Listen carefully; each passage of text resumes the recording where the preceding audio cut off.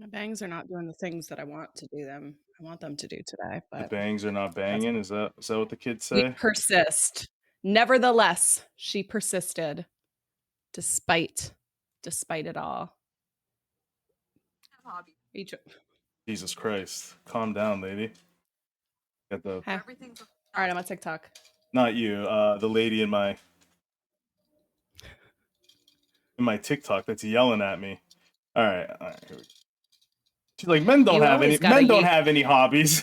She's like, that TikTok is just screaming at me. I'm like, shit, don't yell at me. Wait, I don't know what you're talking about. I opened my phone up and my for you page, like the first thing that popped up was this woman yelling at me saying I don't have any hobbies. Like men don't have any hobbies. Oh, That's the that's fair. because I get a lot of, I'm gonna be honest, I get a lot of um I'm in like the misogyny, not misogyny, like I'm in the like men hating spheres of TikTok. Like that is part of my algorithm. So I get a lot of like, I get a lot of feminist videos, which is okay. I agree with most of them what they're saying, and then I love some of my algorithms now is some of the people I'm seeing now is actually like good men, good, like Mm. not just like the incel like red pill, but like I'm starting to see like there's this one account that I really love. I'm just gonna shout him out. His name's Peaceful Knight,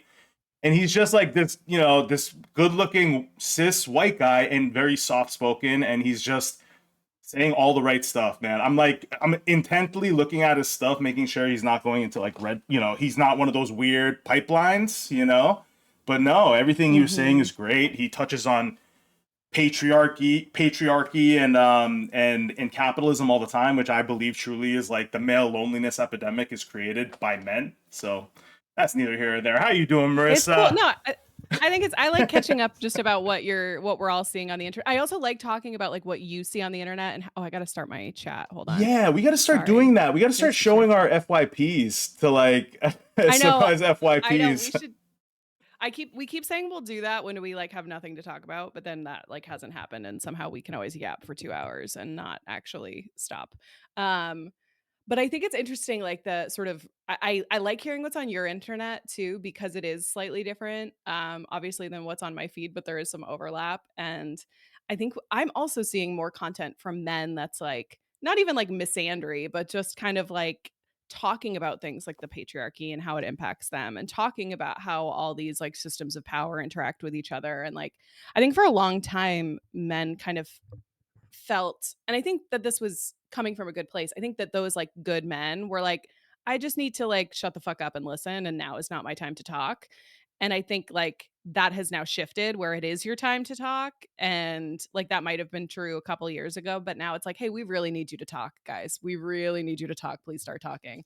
And I'm seeing more of that kinda content too, and I think that's, a really nice direction to see the culture shift. And it feels like it's very much like a response to kind of the red pill culture and the sort of incel culture within the far right and that whole media landscape, but For it's sure. nice to see. Yeah, no, Um, just the very last thing I'm going to say to that is you said something I didn't even like subconsciously. I never, because there were a lot of years where I was just in the shadows. I was one of those guys where I would see a lot of stuff, anti men stuff, and I would just zip. I want to get offended by it. Again, that's the common thing, which is like the good men aren't sitting here being like not all men, right? Not that I'm out here shouting I'm a good man. It's just we get it. I get the culture. I get the systemic nature of it. I have a lot of women in my family. It's not, you don't need to be a woman, you just need to know one here. mhm. So like it's one of those things, and I just feel like yeah, I have been empowered, especially by the women around me to speak more on this. And they know I have something to say, So like I think that's why part of it is like they know that I'm maybe questioning myself when I'm trying to like maybe speak on it, but I do believe men have the most important role here because they're obviously not listening to women, So Yeah. you have to And I listen to do men. think it's a shift though too. Like I think your instincts probably back in like 2017 or 2018 were correct in like, hey, maybe my voice isn't needed here right now.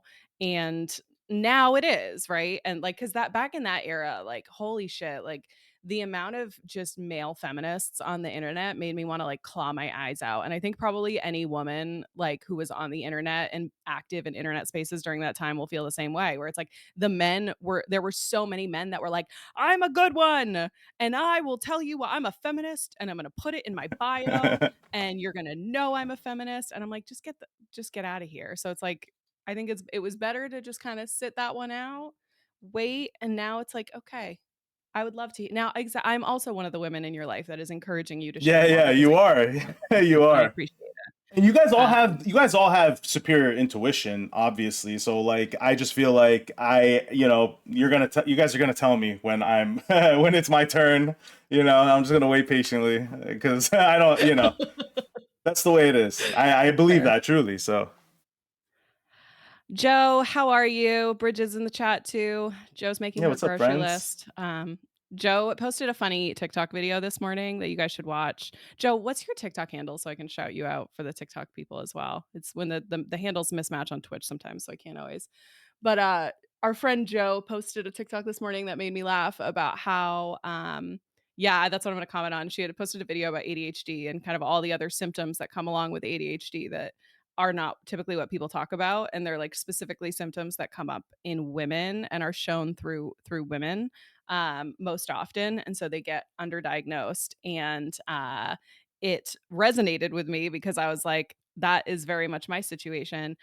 So Joe's handle, the video I'm talking about is "Holy crap, it's Joe," and it's "Holy crap" is two P's. So if you're interested, um, she posted a great video this morning. She's on our Twitch chat right now, um, Bridget says, "Freshly diagnosed, and it feels very warm and cozy to see other people speaking about it. So thank you so much for that." No, all I wanted to say was Joe posted a great video about how she didn't get diagnosed with ADHD for a long time because the way her symptoms were expressed were through things like executive dysfunction or um, all these other kind of elements of ADHD that don't always get discussed. And I mentioned how my a running joke in my house is that my husband for years was like, "I think I have ADHD." And I was just like, "You don't have ADHD. Toughen up. Just stop complaining and like go, like, everybody deals with that. Everybody has a hard time doing stuff. Stop complaining. Just go do it."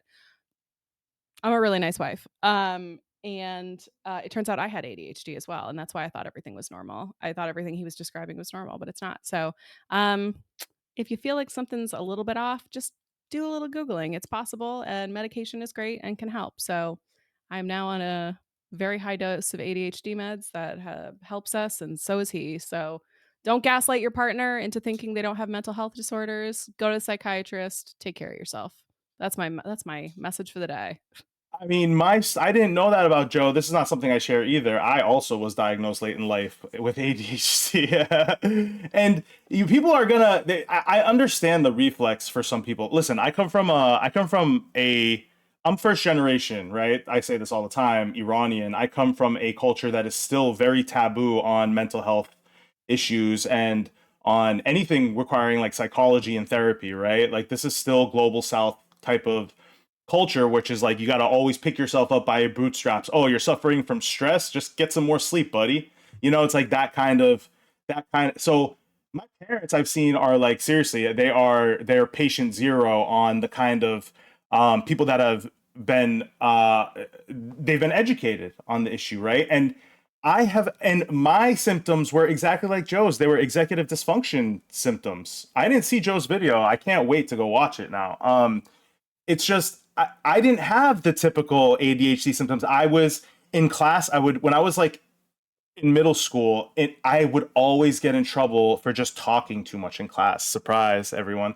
I would just talk too much in class with my friends. Like not bad talking. I just always want to talk to people, and I would get detention after detention. They wouldn't know why. And it wasn't like problematic. It wasn't like I'd go home and my parents wouldn't punish me. They'd be like, "What? You want us to punish him for being social?" Like what are we supposed to do? Like he's just we'll tell him to stop talking, but and I realized like especially in college and grad school I was procrastinating a lot like on my term papers, and I was waiting till the last week to do like 100-page paper. And who like really turned me on to talking to someone was my professor. My professor was like, listen, Yeah. it, Oh. yeah, seriously. And he's like, I see this all the time, and like not like, and I can tell who's like the problematic student and who's got something going on. And I feel like he's like, you're always here, you have great grades, like I can see you stress about this stuff, go see a doctor about this, go take a test, go talk to someone. And after some therapy, yeah, that's what I realized. And I think it doesn't hurt to need it's there's no shame in needing help, man. Like just because our great grandparents weren't provided that help because that didn't exist doesn't make them any more fucking virtuous. Okay, they were just unlucky. Okay, like we were lucky, That's so real. and take advantage of that, like that we are, and hopefully, our great grandkids are going to be much luckier than we are. They're going to be dealing with things that we've never even thought of. So That's such a good point. I think looking at our family with generosity is a nice way to do that too. Anyway, I'm not gonna go down. My brain is going down that sidetrack, but I here it will not comes. verbally follow it because I know better. I know better, I will not. I did wanna say too, this weekend, the community was lit this weekend. Can I just say Georgie's in the chat? Georgie put out a few videos. She put out a great video this morning, if you haven't watched it yet, about some of the mental health sort of treatment, what happens behind the scenes in New Hampshire and some of like the legal challenges and what's happening there. So Georgie's always is very often in our chat on TikTok. She's here right now, it looks like. So go make sure you check out her video, give her a follow. But I just felt like all weekend I was seeing so many videos from people that maybe like are a little bit new, haven't posted a lot before. And I just was like, the community is rising. I was just so excited and happy to see so many videos from new people because this truly like is not this should NH Talk is and what we're doing here is like I think something that's really special and the more people that are able to participate in it, whether it's in the comment sections or however or whatever it is, sharing what you know about, right? Like Georgie was talking about her own personal experiences and what she sort of learned from her work and things like that and world that she lives in. I think that's so valuable because like we all only see so much and I can only see so much. Somebody reached out to me. I'm forgetting her name, but it's in my reposts. If you go look, I just reposted it. Somebody reached out to me over the weekend saying that she was trying to encourage one of her friends to run for state rep. And she was Mhm. like, I don't really know where to start, but like, I think this person would be great. And they're sort of interested. And I just need to like give them some direction. And I was like, I'm not the best person to answer this. And I'm trying to like not be I don't want to be a stopgap or what am I trying to say? I don't want to be I don't want to slow anything down, right? So, and I'm like, I'm not always going to be the best resource for everything. So I was like, make a video and I'll help you boost it. And I tagged in a bunch of our state reps or people that had formerly been state reps that are on TikTok. And like within 20 minutes, all of these people were like, call me, I can help you, send me a message. And it just like my Grinch heart grew three sizes that day. Like I was just so delighted to see how quickly everyone jumps in to help each other because the reality is like we are all in this together and there's so many problems and it can feel overwhelming, but not there's not like one of us has to carry us over the finish line, right? There's all these different things working together all these different things are working together to kind of improve the situation of where we live. And so it just gave me really like a lot of hope. So thank you. And if you haven't made a video and you're thinking about it and you want to tag me in it to boost it, I'm happy to do that. And help kind of get some more eyes on it because yeah, this is really like rising tide lifts all boats. We all kind of support each other and kind of build awareness of what's happening here in our community together because it does feel like and I'm curious what you think about this. I'll stop yapping for a second and let you talk. But like it felt like this weekend, last week, you and I talked about this a lot. Like last week felt like a shifting moment where both people from outside of New Hampshire were suddenly paying attention to what was happening in New Hampshire, but separately, people who live in New Hampshire but aren't super engaged in the political process sort of picked their heads up and were like, wait a minute, holy crap, there's a lot going on. And it just felt like this kind of like surge of energy coming into some of the work we're doing. And yeah, to George, you mentioned and Heath too, right? I think that seeing that clip from Heath had like a profound impact on a lot of us. So yeah, it's kind of been an interesting week, and it feels like something is shifting. Do you feel that as well? Oh yeah, like I feel it. there are so many different signs for me. I mean, I know that I've talked to you guys all about my experience going to the alderman meeting and taking my sister, who is not normally attuned to politics, and seeing her radicalize overnight. It was like kind of big for me. Also, I think if you're not in New Hampshire, and even more so if you aren't connected to like local politics and like state level politics, then you probably don't know much about Heath Howard. And if you do know about Heath Howard, then you know that this is not what I did not expect Heath Howard of all people. I mean, Heath Howard is great, he's progressive, but if you put a gun up to my head and you said, you know what, you need to tell me who is going to be the first person to yell at Jeanne Shaheen, who's the first Democratic, politician or someone who's running that is going to directly yell in the face of Jeanne Shaheen, I'd be walking the plank, man. You know, like there's no way I would have chosen Heath Howard. And this is nothing to take away from Heath Howard. This is actually the complete opposite. This is to say that Heath Howard understands the moment, y'all. Heath Howard, Mr. Bipartisan, in a red area, has spoken to, has had to reach over the aisle to win his race. Maybe not something that we are really like.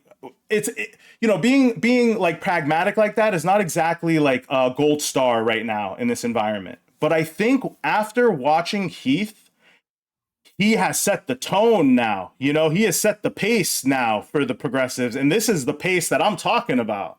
Putting us on the map. They have put all of us on the map again, and that's why we are pushing you guys to put stuff out there. Because sure, me and Marissa, we can like release stuff, whatever, but like this isn't about us. This is about all of us, and algorithms work like that. They work when a few people are pushing simultaneously. And then all of a sudden you're like capturing like a part of the internet. And now people want to know what's going on in New Hampshire.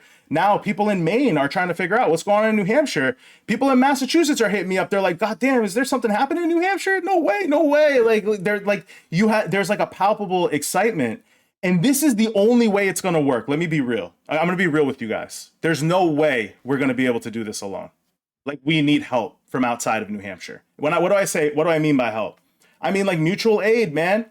We need progressives to know we're alive out here, that we are not a lost cause, and that we have the ability to make change. We have the ability to push segments of the population to show up, that we do direct action stuff too. That's what we're going to be doing, that we're going to be pushing people to register. We are going to be pushing candidates. We are going to be putting lines in the sand on things that are important for us, right? Because we believe in that kind of like moral clarity. And again, showing that moral clarity, I think, is as important as holding it. Like I know there are. Here's my thing, right? If we built a coalition and ignored if you're a moderate Democrat in here, I'm sorry, I'm not really talking to you, but I would love for you to come on to the ride with us here. But my vision here is that there are enough disengaged people in the world, in New Hampshire, especially when you're talking about 30% primary voters show up, right? So 30%, last primary, only 30% of registered voters showed up at the primary. That means if you just focused on the people that didn't show up, you get just 30%, you get half of the group that didn't show up. You're going to win the election. You're going to win it. So why are we stressing about the establishment? They're going just when I say why are we stressing, you just take for granted they're not going to help you here. They're not going to help us. So what can we do to help ourselves? We ignore them. Don't waste our time. Again, ignore them. They're our allies still ideologically, but when you're talking about the very limited energy that we all have right now in this world, we need to use that energy in convincing the coalitions that have no interest in showing up to these elections. And I know these are going to be scary words for people like the communists out there, people like the socialists out there who don't historically vote because there's no one out there that represents them. But this idea that we are separated by our titles is what we are fighting here. we all want to put food on people's tables here. And I think that's how the establishment has divided us for so long. The scariest thing that we can do is stop fighting them and to just take all that energy and start organizing, because the absolute numbers, the sheer quantity, I'm telling you, the sheer quantity of disengaged voters will swing any election in this state, including the statewide ones. I think that's I love that point, and I've been kind of like with you on this and shifting my own perspective on this a little bit of just like we need to be reaching out to the people who do not feel represented, who have been disengaged by the political process. I don't think either me or Aria thinks there is any benefit in trying to convince MAGA, right? Or trying to convince hard right Republicans to come over to our side, or even moderate Republicans. Candidly, at this point, I think moderate Democrats and moderate Republicans are very, very similar if you look at paper on what they believe. And so for me, I think we have a lot more luck getting out those people who are not engaged. And you know how you do that, you know how you get in their level of awareness is by talking about things like what happened this weekend at the when with Heath Howard, about talking about what happened with Jean Shaheen and Maggie Hassan and the Affordable Care Act subsidies. These are moments that is important for us to be extremely loud, because these are the moments that break through into common understanding and break through outside of this political bubble. So many of the things that I think a lot of us can get caught up in are stuff that's very insular. But I think as we're thinking, and a lot of them are still very important conversations to have. But as we think about like mobilizing people for real change, it's like how do we get those people out? And I think uh, creating disruptions can do that, right? Direct action, creating disruptions, being intentionally, uh, getting attention where we can, because we are ignored and we have so few levers to pull, right? Direct action works because there's very little else we can do. We have gone through all of the proper channels. And so what else do we do once we have already gone through the proper channels? And there's a lot of different ways it can look. Right. I'm sure there's people out there that wish Heath Howard had gone even further. In fact, I know there are. I've heard from them. But I think that to take that first step in a sort of world like New Hampshire, the New Hampshire Democratic Party that is very protective of its own people, and has operated as this little mafia for a long time, and this little protective structure for its most his wealthiest members. Um, and I think that him causing that disruption is the first time that we'll see it, and it's not gonna be the last, because we are in a situation where the stakes are raising over and over again.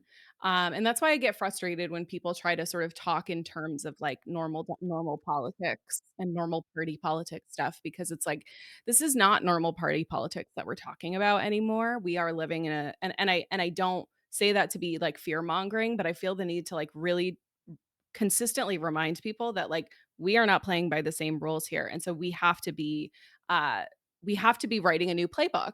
And part of that is not letting these people experience the glory of getting to be up on stage in front of people who paid $10,000 for a table to sit near Cory Booker and paint whatever the narrative they wanna paint, without stopping that and saying, "No, you need to be asked these questions because you are not answering your constituents' questions. You are not giving us what we are owed as your constituents. You are our employee." Um, and so what was I wanted to say some stuff about the comments too, but oh, yeah, and people were Do you saying see that they felt Sinahan? Do you people see are Sinahan's comment there without like hold on. giving away too No, go can you much? read it? Yeah, so it's just where's DB? I saw some comment by him, and I feel like he's disappointed dad at an unprofessional behavior within the party. You see that? Yeah, I mean, I think a lot of folks have different opinions, and that's totally valid, and I think all of us are trying to process, what's happening, and we're all trying to, like, shift our own perceptions of reality as we're met with new information, and I think ultimately it's like we're all on this journey together. And so um I think that like we're all pointing in the same direction and trying to kind of move things forward. So I personally and I think Aria also feels this way, not to speak for you, but I think we're kind of the mindset of like we're on to something here and we know that, right? And I think part of the reason, and then just to speak for me personally, it's like I could just put out videos every day about kind of basic updates about what's happening in the state house or basic updates about what's happening in what budget committee and all that. But no, I wouldn't have followers and nobody would watch my videos. You know what I mean? The reason that I've been able to build this account to what I have is because it's just my account talking about what I'm interested in a way that's authentic to me and in a way that is like truthful. And so I'm gonna just keep doing that, and I think that it's gonna probably continue to rub people. I know that I do things that rubs people the wrong way, and I just am part of my own self journey and something I work on in therapy is getting comfortable with that because it's also that's why it's working, right? So I'm always open to feedback and criticism. I just might choose to take it or leave it. I think oh man, there's so much to unpack in what you said, which is like it's great. Everything is so great. And I think you just described in a nutshell like what you do with your account, like what we've been doing with our accounts. That's populism. You know, that is the that is like the reason why the candidates that are you're hearing in the news, like Mamdani, Kat Abu Ghazaleh, you know, Omar Fateh in Minnesota, Graham Plattner, Psycat in California. I mean, these people are exciting personalities, right? That are talking about things that are important to us. What a crazy concept. Like they're talking about the things that we want. Crazy concept. You, a mom in Massachusetts that's like likes to dabble in some fun stuff once in a while, and like what political things are important to you. You know, imagine you posting about that once in a while. What a novel concept. That is what so this idea that we are using this tool, this is a tool that the establishment doesn't use well, guys. Like go and take a look at Chris Pappas's TikTok page, okay? And just tell me that there's someone in Gen Z that's, you know, running his TikTok page, okay? I'm on a team full of 30 Gen Z players. You're about to watch a TikTok campaign. I tell you what, in a month, you're going to see a TikTok campaign, okay? So this is our tool. Yeah, that's right. That's right. This is our tool, right? This is our way. This is our way to battle lobbyists. This is our way to battle TV money. This is our way. And we all have our own tool. And I also have seen a lot of stuff on the internet that has a problem with the way, like for me, like what my tone is, right? And I'm not speaking for anyone else. It's just a personal tone and temperament that I have in this moment. And I find this to be a very disingenuous shit test because how the fuck, what am I supposed to behave like right now? How would you like me to behave? You want me to just shut up? You want me to clap for Gene Shaheen here? That's the move? You know, it's like, well, what's the alternative here besides me sitting here and just eating at myself? That the people that you are telling me to fall in line with are not voting for me. So again, I am feeling what I feel like a lot of people are feeling, which is just I am just sick of it, man. I'm just sick of it all. Like I'm sick of just all the bullshit bantering, the passive aggressive nature of like saying that you have a problem with what I'm saying. Then what's the alternative besides just telling me to shut up, right? And that's all I want. That's all I want from my allies. That's all I want from my opponents. Is that you have a problem with the way I'm behaving, the problem that I'm speaking politically, like what my movement politically is here, which again, populists and leftists aren't, no one's a fan of us, okay? Like the establishment isn't, so aren't Republicans. It's not like we have a ton of fans there. That's why, like just looking at the metrics, again, you have disengaged people.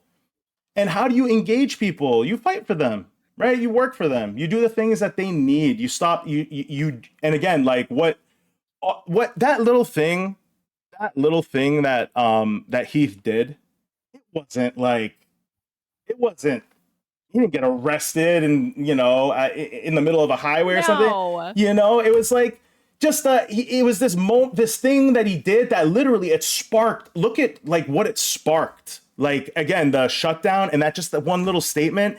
And it's our responsibility. Last thing I'm gonna say before I pop it out to you, our responsibility in New Hampshire that know the details of, because if you are not living in New Hampshire, you're just looking at that the way it's reported. You're like, okay, Jean Shaheen got up, she was giving a speech, she got heckled by someone.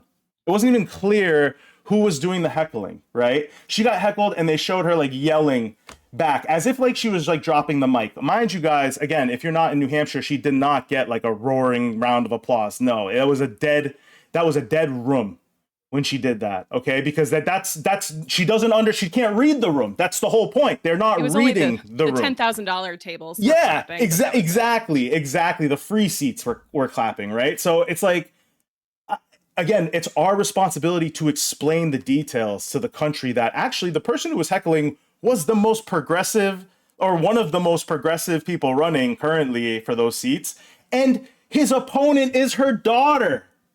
His opponent is her daughter, the daughter of the monarchy. They're not saying that in the news. They're not if you were to tell the country that was the true optics there would be so much more backlash here. But there's a reason why they're not saying that. There's a reason why they're just conveniently leaving that fact out of the news.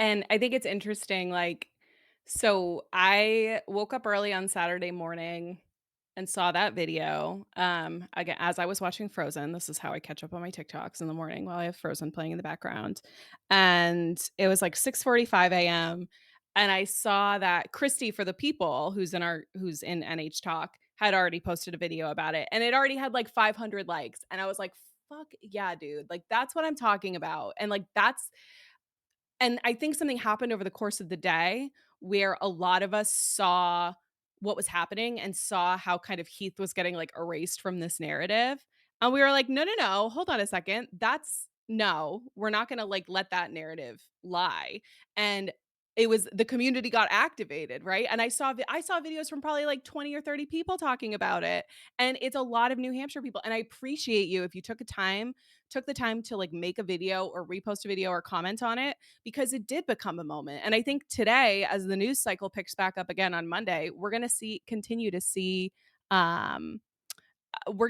see more conversation about this, because it's not just a New Hampshire problem. A lot of us are feeling uh, that type of we're feeling that type of energy. So watching throughout the course of the day all these videos come out and watching us all work as a team in real time to correct that narrative and clarify that narrative, I think was super important. And I think it was a good example of how much power this community has and this movement has. And one last thing, not to kind of go back into like like any criticism and stuff that we receive, Arya and I only speak for ourselves, right? Like we are I am not a representative of how New Hampshire feels, right? Like I am a person and I talk about what I hear, I talk about what I feel and what people tell me.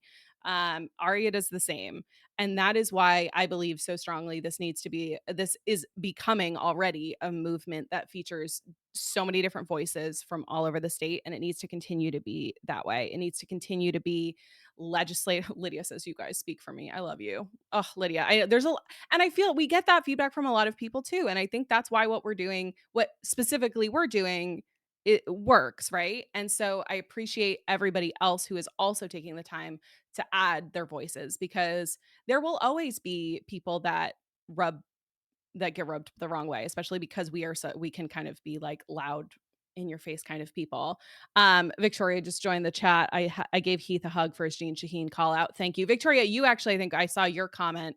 If you want to confirm, it sounded like you were there in person and could confirm there was not really much of applause. We were just talking about this before you joined, how it didn't get much of a reaction in the room. But I think also there's an element of like people don't know how to handle that, right? Because we haven't seen this type of, I don't even want to call it civil disobedience. It's barely even direct action, right? Like what he did was very like a baby toe in the context of like pushing back against politicians, right? It wasn't like a massive pearl clutching moment. It was like he asked her a question, a very simple question, and she saw who it was You saw in her eyes, if you watch that clip, because I watched it 100 times, I watched it every time it came across my feed.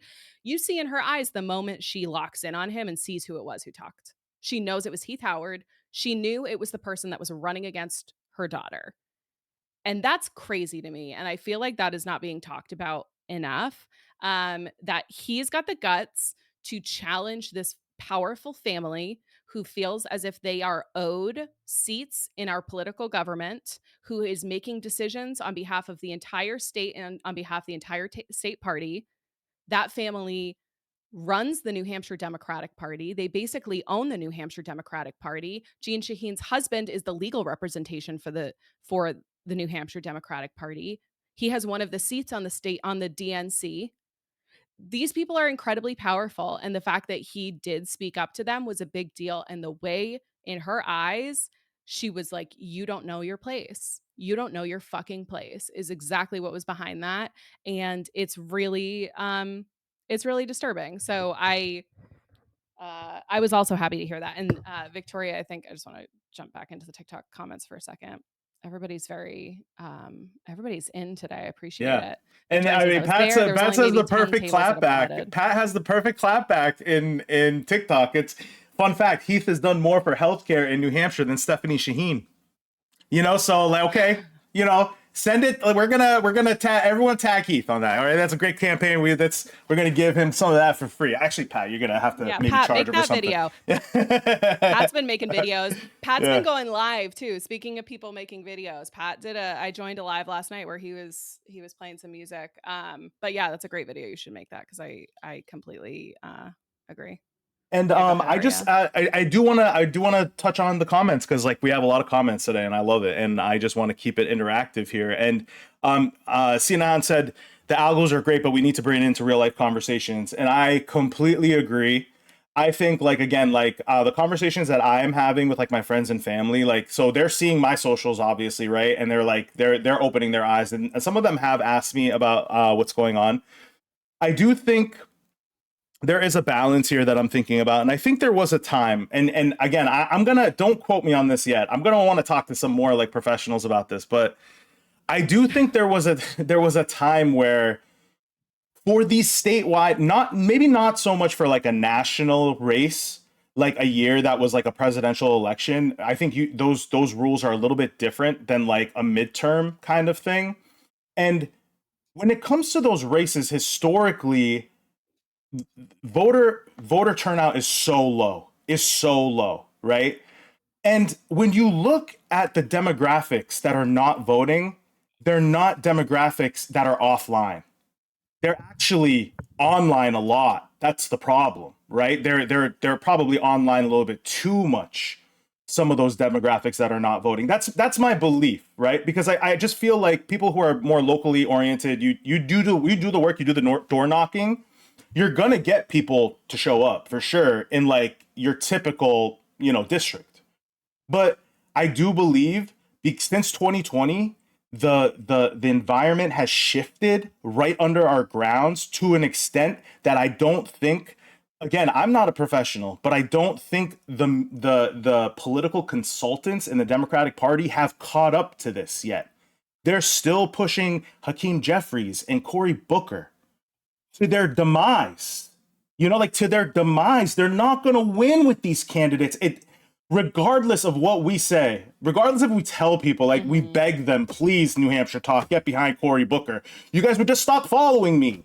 It's not like it's not one of those things I can't, that's what populism is, right? Like it's not like they're popular with people. Those things, the policies are what drives people. And I do feel like while I don't want to say we completely ignore the ground game forever or 100% or like whatever, but there is something to be said about this kind of insurgent movement that's happening. Again, Gavin Newsom, I think the reason why he's favorable at all in this country is because of his social media. I think he has tapped some amazing social media personalities that have completely covered up his neoliberal, like, homeless hating, like pro-capitalist ways, okay? He was doing podcasts with Charlie Kirk and stuff, okay? He's not exactly the contrast that we're looking for, but his social media says a different story. You watch his social media, that's run by some of the best probably digital marketers on earth right now, I think.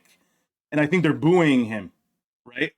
You look at Zoran Mamdani was the same thing. He had marketers, not political consultants. And I think there is something to be said here now where, again, we have sucked at marketing ourselves. Democrats have sucked at marketing themselves, right? Like we have had great things, great policies. We run from them.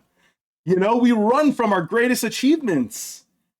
And I just believe, while I just think that since 2020, right? Just to put a bow on it, I think the entire the entire formula has kind of changed, even to the like the Gen Z, kind of like the young generations are always voting liberal and women are always voting one way, and you know, like African American men and Latinos historically a you know a liberal establishment cohort, not a leftist cohort, an establishment cohort that has been leaving the Democratic Party in droves. Because again, the whole thing, and the something I have said since 2020, or since even 2016, is that there is no contrast. This is the story that you're seeing in New Hampshire is the story nationwide. There's no contrast. Yes, we can repeat till the end of time that yes, the Republicans have ICE, or the Republicans did ICE, and they're rounding up people and they're pedophiles. Yeah, we can repeat that over and over again. It's okay. You know, but the truth of the matter is, they were Democratic establishment administrations that allowed these things to happen. They were the ones that accepted ICE funding, increased ICE funding. They increased border security. They rode a border plan to the right of Republicans. It's because they're moving to the right. And you will continue to bleed voters on your left because, dude, Republican, and you won't gain any voters either, mind you. That's why they lost 7 million voters in 2024, and Republicans didn't lose anything. Republicans have a party. They're not going to vote for you. It doesn't matter how much you say the military's lethal or like whatever, like, you know, we're going to have a big, you know, the same things that you've been saying. You have to excite your left. And I think in New Hampshire, I have noticed this just by showing up to things like potlucks. People are hungry. They not just literally. I mean, like they're hungry to be like led. They want someone to excite them. They don't want to run from this. They want to be activated. They're like begging for it. And all we provide for them is shame. We say like get in line, or you were never on the team, or you're just as bad as those guys. You know, so get in now. You know, Yeah, like it, it'll be interesting. yeah. Yeah, So go ahead, please, sorry. that's the last thing I wanted to say. It'll be interesting to see how Heath is kind of received after this, right? Like, I'll be curious to see how he's treated because you're right. His perception, I think, at least to those of us on the outside, is that he's like a very clean cut, by the books kind of person, plays by the rules. I'm gonna pull Victoria's pinging me on the side, and Victoria was at. Let me invite her real quick. I'm just gonna pull Victoria into TikTok, and we're gonna just do a quick chat about. She was at the dinner. Um, and so on Twitch, she will not be pulled in. So you guys will have to go on TikTok. I apologize, but we're gonna keep it brief. Hey, Victoria, can you hear us? Hold on, I gotta turn you up now. We gotta just switch out all our. I gotta put this way so I don't get echoes on you and I'll hold you here. Okay. Hello. Hi. Happy Monday. How are you doing? Yeah. So talk to me about how were the vibes of the dinner overall? What was kind of the energy like? I can show her text on Twitch too.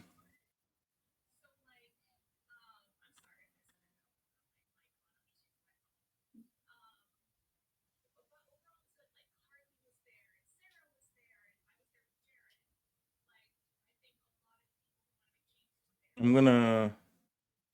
I'm muted on TikTok. I'm talking to you guys on Twitch. I'm just gonna show what Victoria's sharing in TikTok.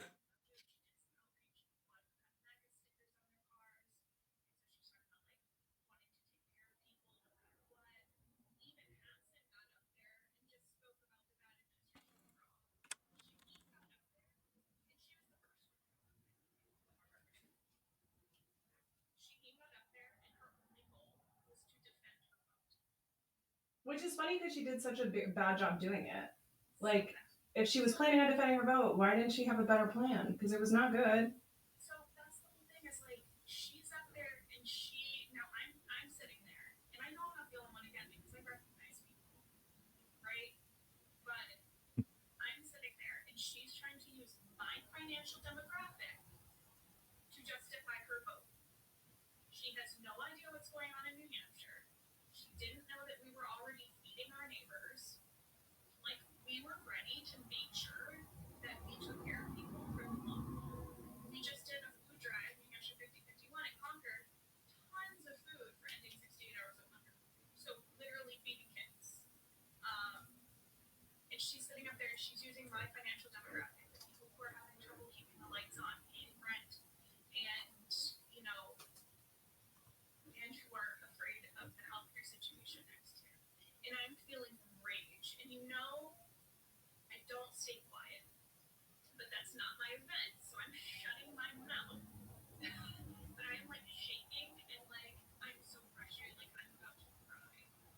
And so when he said that, and I didn't even know it was he when it happened. I was like, who said that? When he said that, it was like this pressure came off of my body.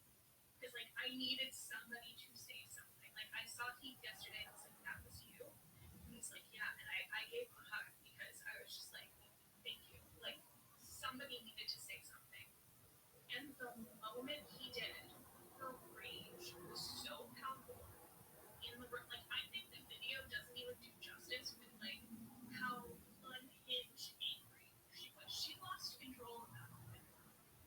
There was no like plan there. There was no like calculated like this is how I'm gonna respond. That was how dare you question me. That was the lead paint boomer scream. We all saw it. We've all seen it Yes, before. It was pure, just boomer trigger, no thought, just emotional reaction. 100%. And yes, some people like the establishment types or whatever, but like around me, we were like okay, and like even a couple people who like applauded like social pressure, they were like, Oh you know, man. like that was a really, really, really bad moment for her. That's not. This is not how she wanted to end her career. I'm sure. It's interesting to see so many of these older politicians just like flame out their whole legacy by like becoming fascist sympathizers and like supporting this fascist regime. It's like you had a whole Joe Biden, all these people like could have retired and had a nice little retirement, but they didn't want to step down when it was their time to step down. Anything else about like how was what happened after? Like did things get back on track pretty quickly or did that kind of shake her? Did that change the energy in the room? I think it did for a minute because then the next person on was Maggie Hansen, and she probably didn't get like the the biggest welcome maybe she would have gotten. I will say for Maggie Hassan, she was a lot better at like turning the energy Mm, because she didn't sit up there to justify her vote. yeah. Right? Her whole speech was like, fuck Trump. I can respect that. Mhm. And she is up for re-election in 2028, so she still has more to lose. But yeah, I think everyone there was mad about the votes. I think nobody really wanted to let it go. I mean, Cory Booker got up there and he even said, well, "I don't agree with it. Like, I respect them as my colleagues. I don't agree with their vote. Like, that's okay. We're still, like in a very, very politically correct way. But Just like Stephanie Shaheen doesn't agree with Totally their seen vote. on. It's, that's the thing. Like, Stephanie Shaheen is being so. Did you see her WWR interview? yes, yeah, Okay, about the whole thing. Did yeah. you notice she kept like not really answering the question? And it was Mhm. really, really irritating. And here's the thing: there's another article where WNR talked to Jean Shaheen, and she said, "I talk to my daughter every single day. She knew where I was, and I knew where she was." I'm sorry, she knew. She knew what you were gonna do. And then Stephanie Shaheen said on WNR, "Well, I know what it's like to fight tooth and nail for my child's medications." Everything goes back to her child's diabetes, and it's like, no, you don't. No, you don't. You are No. so like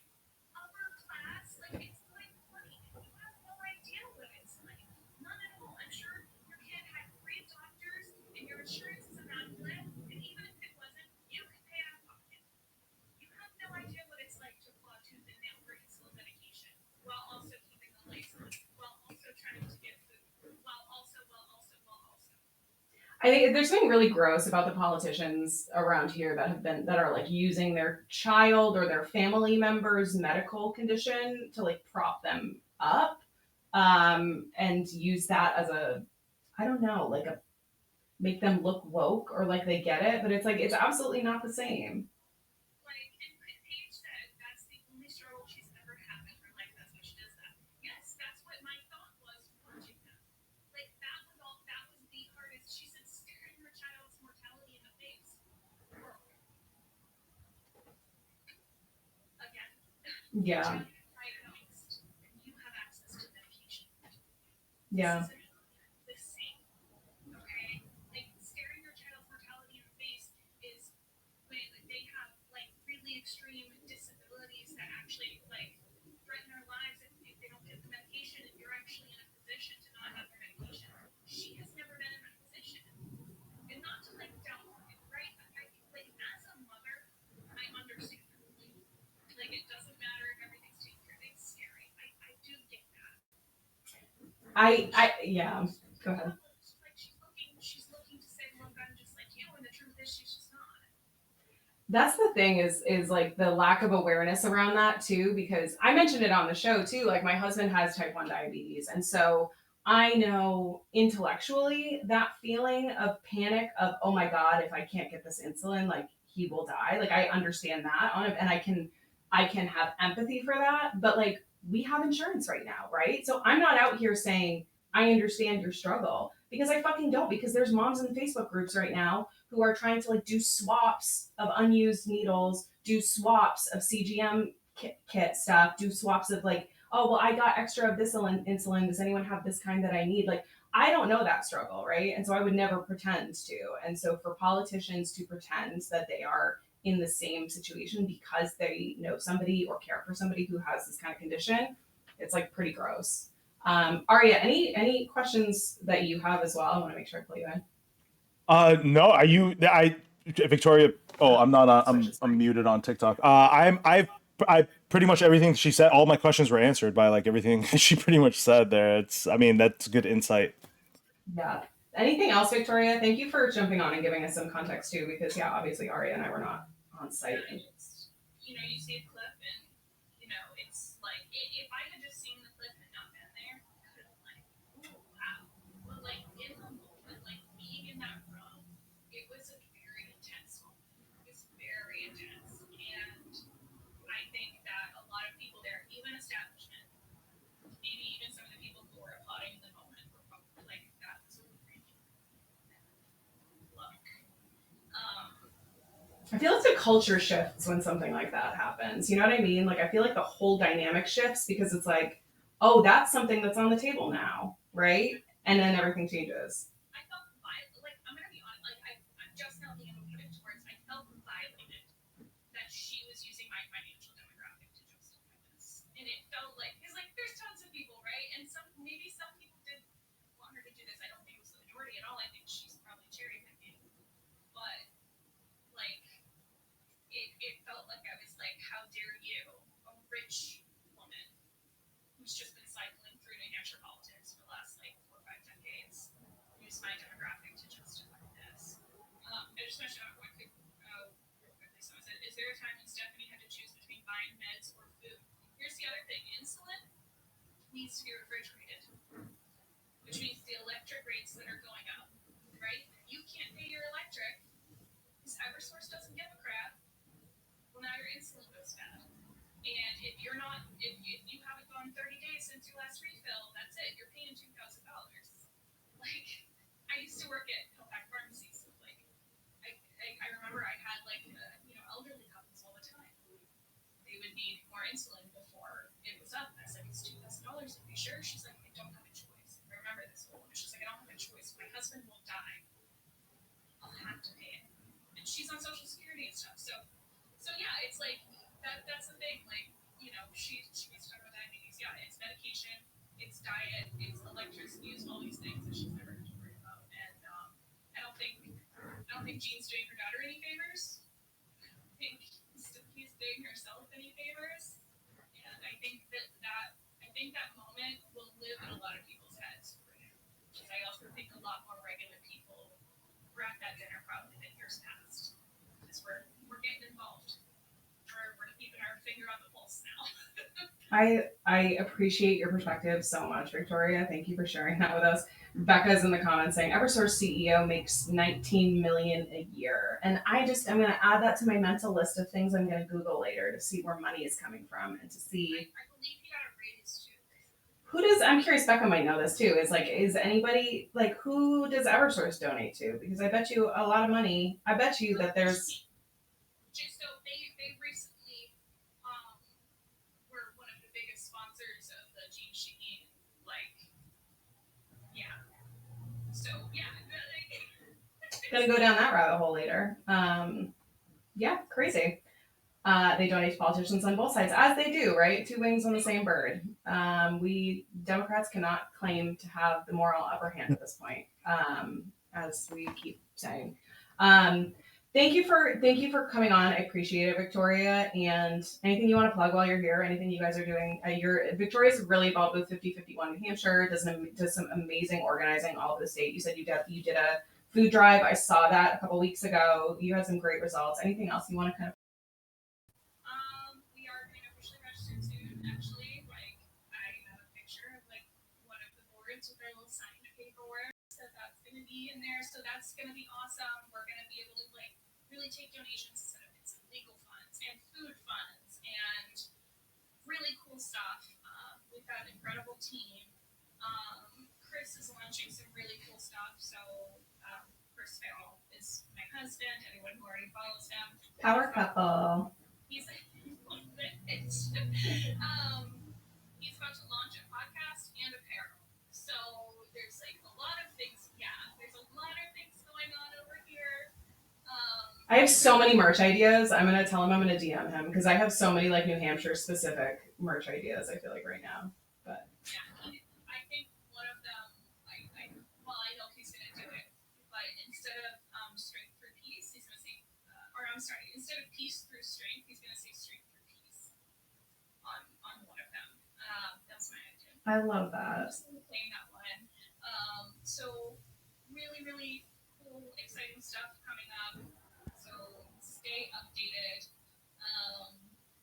Yeah, he actually showed me a piece of his merch while I was on the page. Yeah, okay, cool. I'm busy.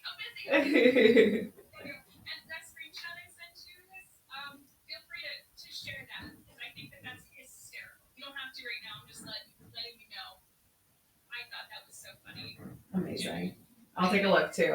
We're working on our multitasking skills while also streaming. Both of us have ADHD, as we discussed at the beginning, and so we're doing our best. But thank you for nudging us and popping on. I appreciate it, and we'll catch up with you soon. Okay, Victoria? Okay. All right, bye, guys. Bye, you, not everybody. Just bye, Victoria. No, I mean, I think. Oh, can I hold on? Let's see. Can I kick you out? There we go. Disconnect. Bye bye. I'll just disconnect people now that I know how to do it. No, I think. I mean, what Victoria, everything that she said, it makes complete sense. I mean, it checks out, and it just makes me. And I just want to explain to some people in case you're not aware of what happened, because I know I have a couple friends in Twitch right now that don't live in New Hampshire and are curious about New Hampshire politics. So I'm just going to explain. We had our, should I pull it up?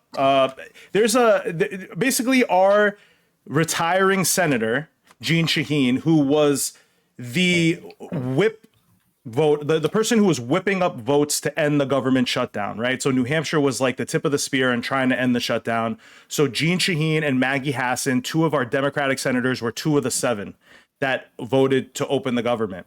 And New Hampshire is very upset. Obviously, the Democratic Party, or at least they're pretending that they're upset. We are very upset as progressives, right?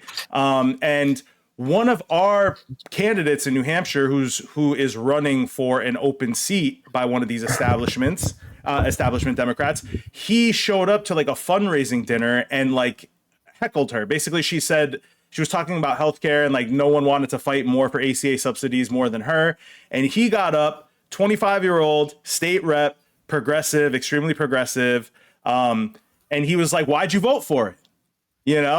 And she responded very just not disconnected response, right? Not reading the room. I think if it was me, I would have responded. I think it would have looked, even if you're talking about like PR, it just would have made you look a lot better if you didn't scream back at the guy who's disabled, maybe, you know, and then is a state rep and a progressive state rep, right? Like, is one of those things where it's just crazy. It's the whole thing is crazy to me. And again, I have this tweet up right now from President Trump, right? And it's not about the tweet itself, but it's about the Epstein stuff that's coming out, right? Because I'm seeing, and I'm not really seeing it in our community.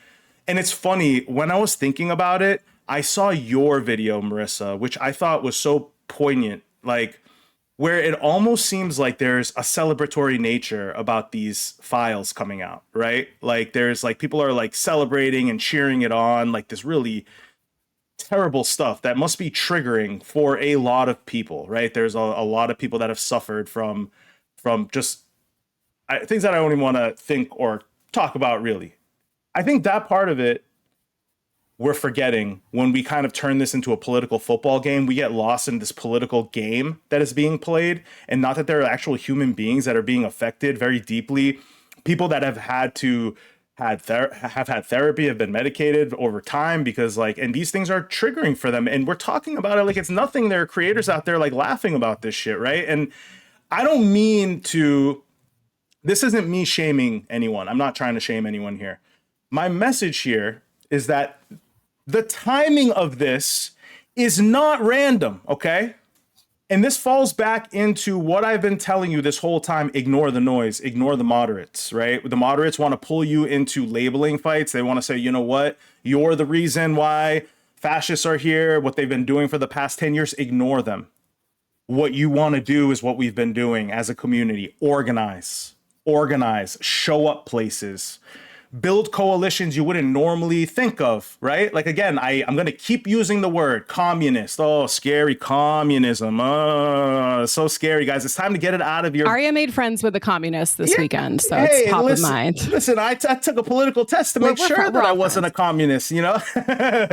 But no, I mean, it's one of these things where, like, again, we are so obsessed with labeling ourselves. Like, what are you? You know, and this is something that I even talking to Paige Boschman, right? Like, who I am on her campaign, huge fan of her, obviously. Even if I wasn't on her campaign, I'd be voting for her. I don't have to carry a script with her, but script with me to talk about her. But like, my thing is that like, it's her,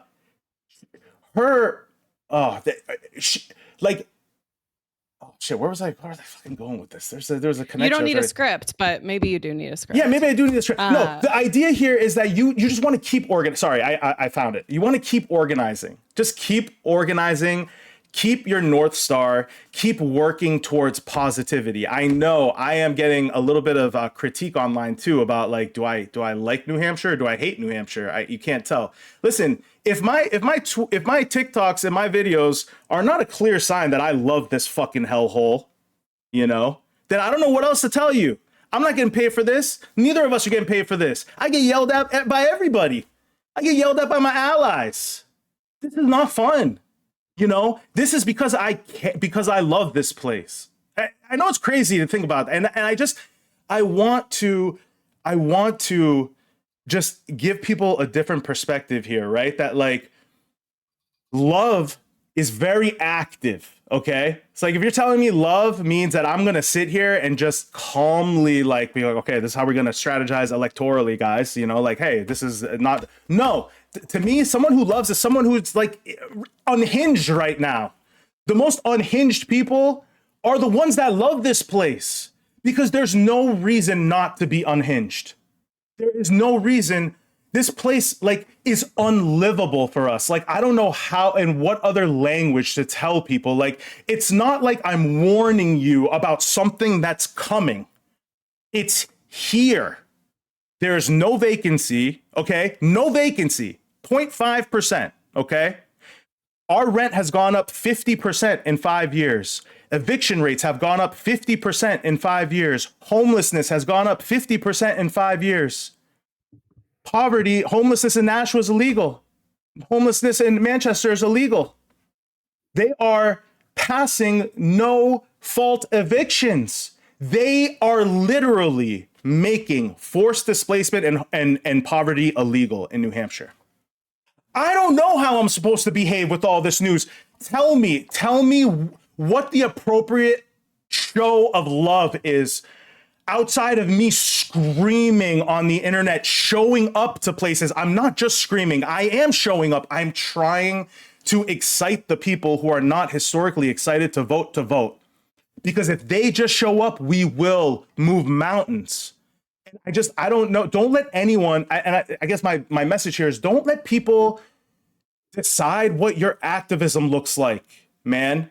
You know, like for so long, I was so worried about like liberals, like just shaming me and looking down. No, like I know what I'm here for. I know what my North Star is. I know who my allies are. And the perspective now has to be not like, come on, guys, come with us. It's like, come or get left behind. Do you want to be part of this or do you not?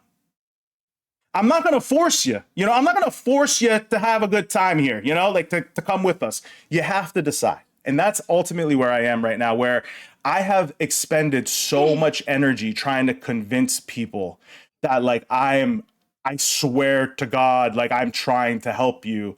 But like, I don't know how much more I can work within the system without putting my foot in the ground and saying, you know what? Democratic Party, I'm not going to vote for anyone that takes APAC money. It's your problem now to convince me how I'm going to show up. Sorry, it's not my problem. You're the one that's trying to get me to show up. If I am not going to vote for a candidate with APAC money, you best not put one in the general, because I'm not going to vote for them. And that's not my problem anymore, because you let the worst things in. It is your problem now. It's not my problem. You can't yell at me. Now you have to convince me, like I've been trying to tell you the past 10 years. Yeah, absolutely. I made a couple notes of things you were talking about, and Bree actually just popped in, and I wanted to talk about something that I saw last night. But first, um, to your point on being kind of unhinged, what else do people what else are we supposed to do at this point? Like, are we just supposed to all behave with decorum until the Titanic fully sinks? Do you want us to keep playing the violin while the boat's going down, or do you want us to try to like bail some fucking water, right? So we're trying to bail the boat, right? We're doing what we can. We have the tools we can use. Other people here are using the tools they can use. We're all showing up. We're doing the best we can. Something that activated that feeling of like unhinged emotion was last night. First of all, NH Talk lives have been popping off. It's like 7 nights a week. Now Paige Boschman's here. It looks like John Kuiper's here too. Yeah, Paige and yeah. John are doing now Monday night lives. I love it. It's so bad for me because I'm really trying to spend less time on Yeah, I TikTok and know. now I get sucked in and like my poor sweet husband is just like really sick of hearing about all of this, and it's like we're in bed at night watching TV and I'm like, sorry, Kuiper's live at he's up north with Bree somewhere, and I was laughing because they had a hot mic moment. They left Kuiper was on there, and I was like, let's see what he says, because he's not going to say anything that he's not going to say in front of the crowd, right? So anyway, I'm watching John Kuiper on this live last night, and he was talking to folks in northern Grafton County at a Democratic meeting there. And he was having a really good conversation with a lot of people who are living locally, and these very much are not appearing to be online people, right? And so it was interesting to sort of see how the differentiation of like what kind of questions are coming from those groups versus our people here on the internet. And there was one woman who was an older woman, and she asked a question and got very emotional and was talking about how um, her I'm gonna get emotional. Her child, her grandchild, basically, she has a child who then have grandchildren, and their whole family had to leave the state because her grandchild is trans, um, and they had to move to go somewhere else. And I just was like watching that, and I was like, that's just like so fucked up. And the fact that people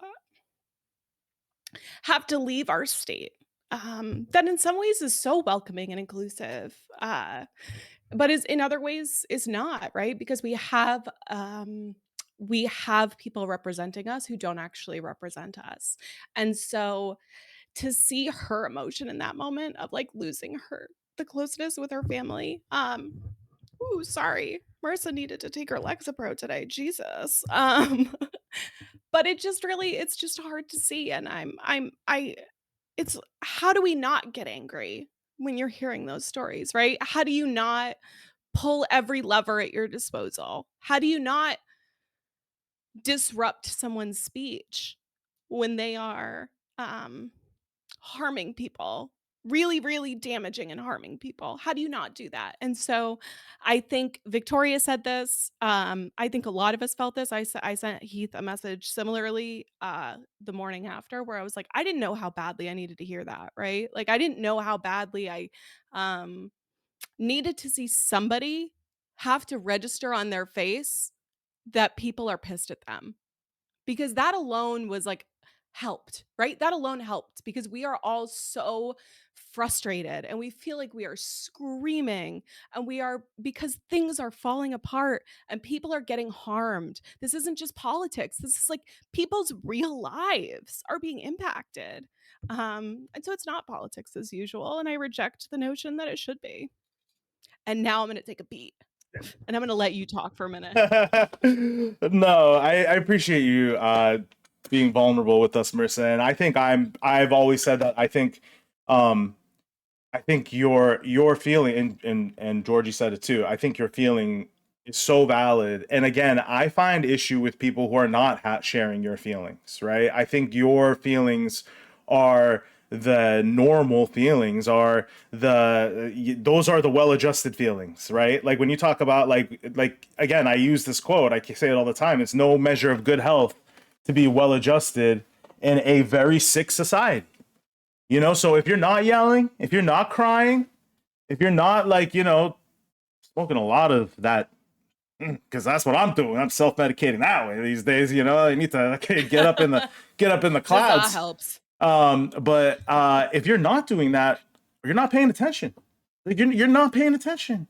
And there was a time. Listen, there was a time, and if you talk to my dad, if you can not get super frustrated by his spiritual calm nature, he is his message is all love, everything out of love. And I don't disagree with him, but his version of love looks a little bit different than mine.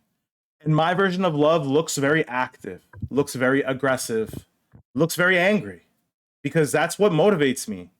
I have to be careful of that, obviously, right? Because I do think like there is a balance. Like you don't, I always, and I told Marissa this, I love using this example too with people, is like, we love talk about Martin Luther King, but we never talk about Malcolm X.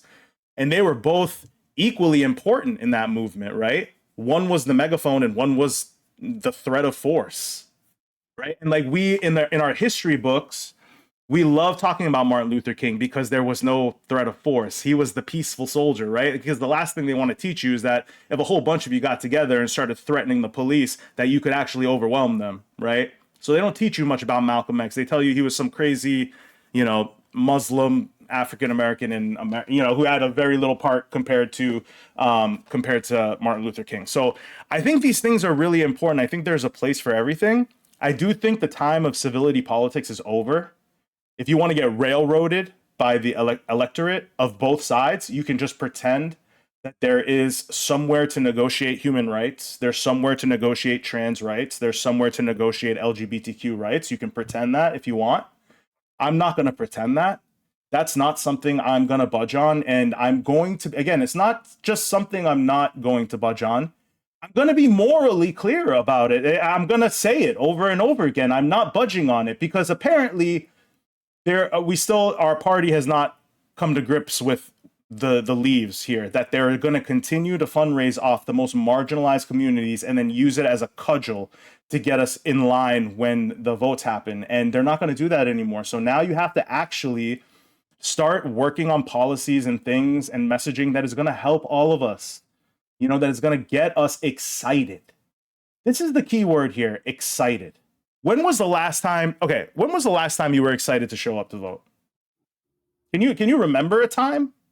I mean, Maybe Barack Obama. I mean, I personally had some excitement I'll give you an showing up for answer. Barack Obama. I Yeah, have a please, real answer because please, you should follow her on TikTok. I still please. stand by this. In 2016 or 17, when I lived in Boston, I lived in Representative Lydia Edwards' first in her district the first time she ran. And if you see her now, she's still she's one of the sort of most prominent Boston city councilors, and she's fucking incredible. It's And she great. just had a great video that went viral that I'm trying to remember that folks might have seen. But anyway, it does remember it because it doesn't happen often, right? It's like Yeah, it's absolutely. so rare that we get behind someone like that. Anyway, yeah, Lydia Edwards. I remember I was stoked. I walked into my little North End and that sucked, dude, because she got a lot of shit, right? Because she was running in Charlestown, North End, very white, very old, very racist districts and district, and she won and she did great. But anyway, it does not happen often that we get that feeling of excitement, and we have to. And you know what? I think Heath did to bring it all back. I think that Heath did that, right? And I think that more candidates can be doing that by uh, taking risks, right? And I think 2024 Yeah, go again, ahead. just to bring it back a little bit, it's not like ancient history here. Okay, that's what people were telling you in 2024. That was the entire shebang in 2024. You couldn't excite the low propensity voters to show up. Trump didn't change his metrics. His number, I mean, he gained in some places, he lost in others, but his overall numbers didn't change much. He was playing the same tune, but the tune we were playing lost us voters, lost us a huge chunk of the electorate because, again, it's excitement. And I can only think of a handful of times, too, just like you. I mean, Bernie Sanders in the primary in 2016, I was so excited to vote for him. Seriously, I was very excited. And I know why a whole chunk of his voters went to vote for Trump because we didn't know. Again, you can say whatever you want about Trump. A lot of us knew who he was, but he wasn't what he is now. I mean, he was a Hollywood guy. Like people liked him. Like people in Hollywood liked him. He was like just a normal shitty celebrity, right? And I think like the exasperation of the working class is what, again, the fact that you couldn't excite people from your left is what drove him. He was a fake populist. He ran on the same stuff Bernie Sanders ran on as a billionaire. That's the crazy thing, right? That's how desperate they were. They believed a con man, a charismatic con man. And that is, again, the thing that you'll notice in some of these elections, like the Zorons, they're charismatic, right? That's another thing that they're capturing here. Like Graham Plattner, he's his own charisma. Kat Abou-Ghazal, own charisma. Everyone's a people person here, and they can speak to the people differently than Nancy Pelosi ever could. You know, like Nancy Pelosi left at the perfect time. I think she smelled, the tea leaves too, or whatever the saying is. She saw the writing on the wall, right? So I think these things, again, I'm just gonna my main like lesson here is that we are all on the cusp of something, and all the states are watching each other. And New Hampshire is not one of those states. I think that was in anyone's like short list of being one of those states that might shake some shit up here. And I think we have that opportunity here. I think we have the candidates, we have the excitement, and we have the lack of prior excitement driving us now. So again, remember the numbers I'm telling you, 30% primary turnout, right? That's nothing. That's like, again, that's a lot of people who are just not excited. They don't care. They think whoever they vote for, it doesn't matter. So they don't show up. And I think that it is our responsibility, again, to relay that, to open that, explain that, and to convince people that there are exciting reasons to show up, right? Not fear, not push them through fear that, hey, look what's coming. It's like, look what's coming. That kind of look what's coming. Come on. One awesome thing Bree just posted in the chat: North Country News. New Hampshire vets against Trump are going to rally every Friday in Littleton, starting this Friday.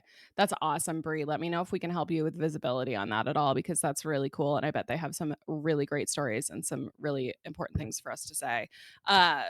Important things to say, and yeah, I agree with you completely, Aria, and I think I want to kind of bring it back to something that Victoria actually said when we chatted that got me thinking about, you know, she was talking about this idea that like we were feeding each other, right? The community was, you know, they say, oh, we had to reopen the government because people weren't getting fed.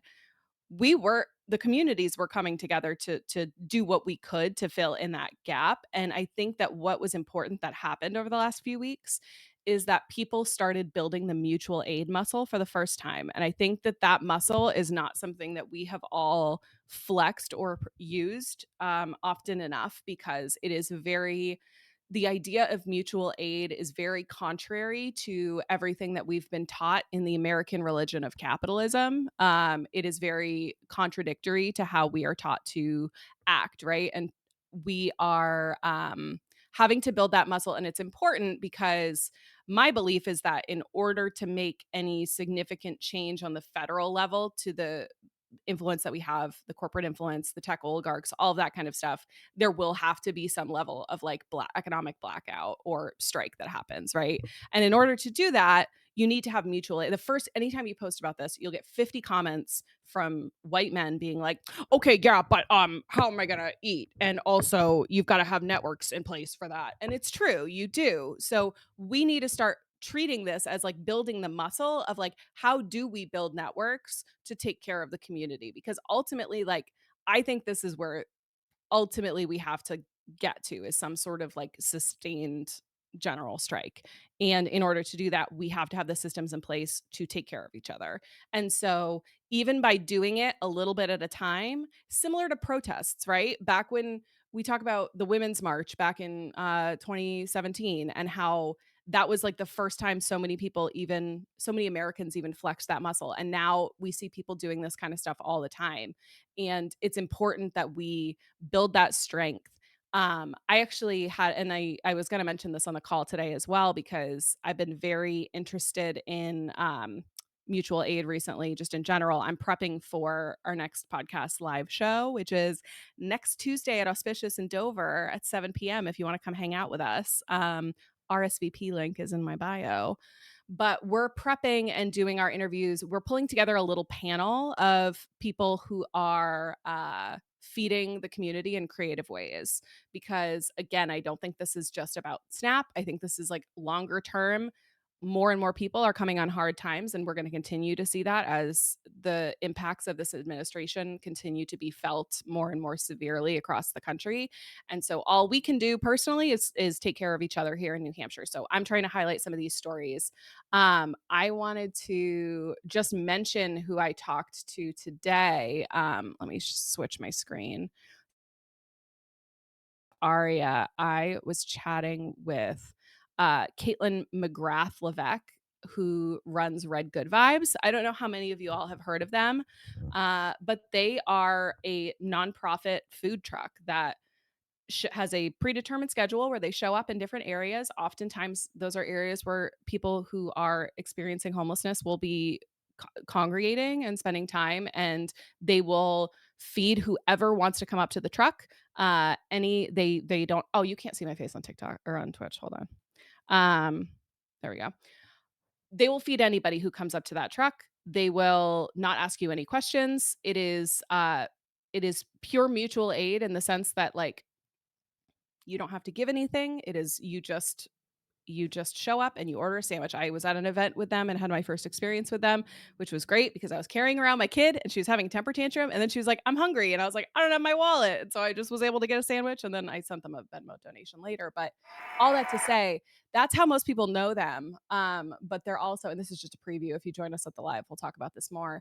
But they're ramping up this community fridge mutual aid project where I think probably a lot of us have heard talk about community fridges more and more recently. They're becoming more popular. And uh, Marissa, don't look at the comments. Don't look at the comments while you talk. You're going to get distracted. But basically, so one of the challenges with fridges, right, with mutual aid fridges like this, community fridges, is that there's a lot of like legal implications or paperwork or things like that that are involved. And so what Reds is trying to do is, because they are a 501c3 nonprofit, they're essentially acting as like the logistical backing for all of these community fridges. So they're trying to support all of these people who have like individual ideas of like, here's a way I could feed the community, or even like, here's a way I could like distribute clothing to the community or distribute supplies. They want to help you to do that, right? And I think that is so friggin' cool because right now, so many people are like very activated on this subject and are like wanting to think of outside the box ways to do this. And this is the kind of system we need to build, right? This is the kind of stuff that we need to be doing. When we talk about like, we need to be laying the groundwork now for what the future looks like, we all need to be like doing this kind of work because this is what helps people both today and this is going to help us in the long term. So, yeah, so these guys are going to be at the live. Bridget's asking in the chat. Reds is going to speak at our live podcast on Tuesday. So I just did a prep call with them, and I was like, oh my god, this was even more exciting than I thought because they're super open to supporting people and individual projects. So put all that in your noggin, and if you're going to come to the event, bring your ideas. She's excited to chat with everybody, and if you can't come to the event, follow them. They're on TikTok as well, and they're on the social medias. So I did just want to give a shout out for them and plant the seed. But I just thought about it when Victoria was saying was talking about that, about how like we take care of each other. And the conversation I had with Caitlin earlier this morning, she was talking about how like no one of us individually can solve any giant element of this problem. But if we all kind of work together, I don't know the handle, search Red's Good Vibes, and it should come up. But if we all work together and we have people who are doing little pantries in their neighborhood, and people and these things and those things, and restaurants are doing free pizza for kids, like all these things kind of come together and like form a network of support that we can kind of rely on a little bit, and at least rely on more than our systems that are falling apart on us. So mutual aid, that's my spiel for the day. No, that's great, and I just did a quick look at their website. They're really cool, man. Like they have a TED Talk too. They did a TED Talk in Portsmouth, so I'm gonna have to check them out to see, because it seems like this is more.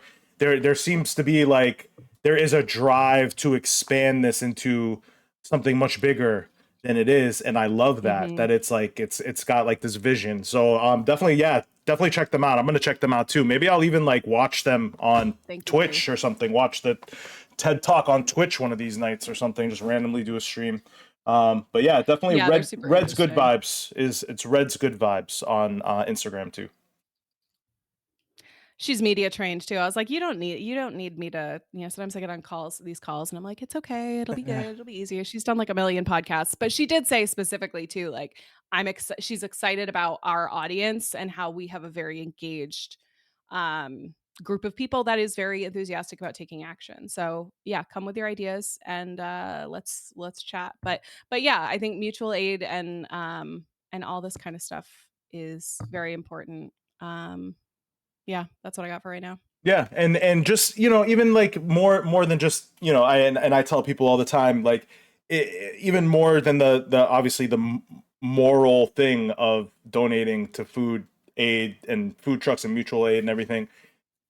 It's a North Star. People always tell me like, how can sometimes I feel hopeless. Sometimes I feel like I can't do anything. Go donate to a food pantry. Like that is like probably the easiest thing you can do. Like if you have a couple bucks and you can get some non-perishables, and it's not just for them, it's for you too. Like it's gonna really do something to you. Like even that small action is gonna do something to you. And I can't say it enough how important it is for your own health, for your own hope, for your own ability to Mhm. live in this world. If you don't know, they say this world is full of good people. If you don't know one, be one. Like just it's really easy to do. It's free. So I appreciate them. I'm gonna look more into them. I love hearing about groups like this, and motivates me to be a better person too. So I'm very thankful for them. Yeah, I think that touches on one of the ideas you and I both talk a lot about, which is just like getting out of the house and doing something when you're feeling like hopeless too, is like we there's more to the world than the chaos in the federal government. And we can all do only what we can do. We can't all do everything, but if you want to work, if you want to, they said, if you want to work behind the, you want to flip some flip some burgers back there. You don't need restaurant experience. They'll let you volunteer. So if you ever wanted to work in a food truck, that's your opportunity too. But yeah, I don't have too much for today. I'm petering out a little bit, so I might want to try to wrap up a couple minutes early. I had a migraine all weekend, so Yeah, fair enough. Fair enough. we're I might we're doing our actually, best. I had some plans to possibly be back because I had some free time a little bit later. I was possibly gonna randomly go live anyway, so maybe we'll catch up on other stuff. No, this is great. I think again, I think a lot happened this week too. A lot happened this past week or two. I think it's a lot to take in. And the way we're strategizing, the way we're growing as a community, I'm so proud of like New Hampshire Talk, what everyone's doing. Just keep at it. You know, it's a marathon, not a sprint. This is not going to change overnight. You know, it's going to get harder before it gets better. As we get more eyes on us, it's going to get even harder. And as it gets harder, that should be a sign for you that it's working. So remember that you are not going to get, you're not going to get like short-term, you know, as much as we want to see this stuff every day that we saw from Heath Howard be realistic, you're not going to get that kind of serotonin boost, dopamine boost every single day. It's going to get harder, like I said, before it gets better. But I think we're on the right track. And I think as it gets more difficult, we realize we are on the right track because it won't get easier. As it ramps up, it'll get harder. And take care of yourself. Rest is resistance, man. You know, like we can't help us at 50%. You can't help yourself at 50%, you know, and you're not letting anyone down. So I try to tell people Can't tell if you're every talking time. to everybody or talking to me directly, but I'm gonna just take it as talking to me directly. It is for This you. is what I need. Yeah, it's for everyone. It's for everyone. And again, like the whole like the I know you're emotional a little bit before, and I don't want people to. I'm so happy you share that with us because I don't want people to run away from those things. It's inherently what makes you human. And the minute you stop crying for strangers is the minute you're losing your humanity. You know, and I truly believe that. And I thank you for sharing that with us. You know, it's very vulnerable. And everyone, I don't want anyone to run away from that. Okay, so just take care of yourselves out there. I love that. I love that so much. I appreciate you guys. You guys brought a lot of optimism and like hope into my heart this weekend. I don't know. I just feel like everybody's that when I see videos from new people and like see the comments and see the community jumping in, and it's like it just fills me with like happiness because like I never went into this to be like a political influencer. Like that's not what I was trying to do. And I think we've just kind of had like this community that's popped up. And that's what matters to me is like all these people that give a shit about their neighbors. And so keep doing that, please. Just keep giving a shit and telling people about the cool stuff that we're talking about and spreading it to your own networks. Post it on your Instagram where you don't normally talk about politics. Post it in the place where you don't normally post about this kind of stuff. Reach into the reach into the abyss of your social networks that don't normally hear about politics. And as Bridget says, look at Arya being the feral optimist today. I know. Lucky you guys. See what he did to me? Oh my God, guys. I hate it. I know. Don't tell him. It's so funny. I looked back at that interview to put some clips together and I was like, he knew he was gonna, he had a little glint in his eye. And I was just like, that's sneaky guy. I like it. Absolutely. All right, friends. I will talk to you all soon. We'll be back live on Wednesday. We're gonna same time, probably Wednesday, 10 to 2-ish. And Thursday we'll probably go live a little. Friday we'll probably go live a little bit earlier than usual because I'm getting out of town, I think. But we'll post updates before we do. So follow us on Twitch if you're not already, and you can follow us on Twitch and you'll get notified when we are live. And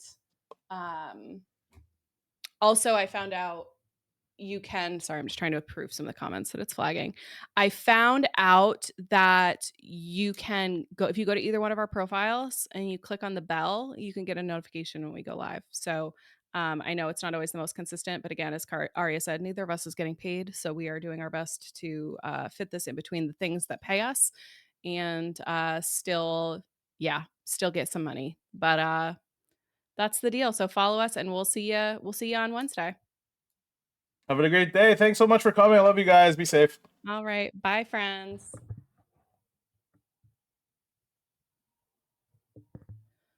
Bye-bye. Bye.